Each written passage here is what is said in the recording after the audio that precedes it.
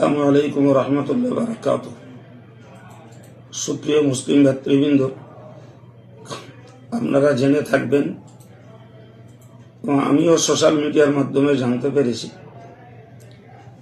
পিয়ারডাঙ্গা শরীফের পীর সৈয়দ মরহুম আহমদুল্লাহ সাহেব হুজুরের লক্তে জিগার আলাজ হাফেজ কারি মৌলানা আলী আসগর সাহেব হুজুর, যিনি বাংলার একজন প্রখ্যাত বক্তা, তার উপরে সম্প্রতি একটি বর্বরোচিত আক্রমণ হয়েছে।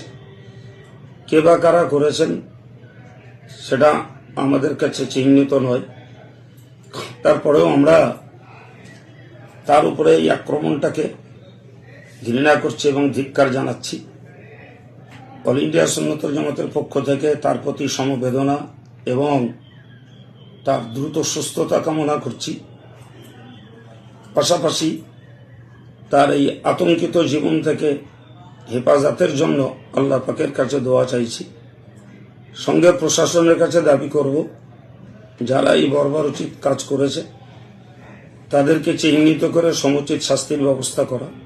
তাহলে আগামী দিনে এই জাতীয় পদক্ষেপ নিতে দুষ্কৃতীরা সতর্ক হবে এবং সাবধান হবে, আশা করা যায়।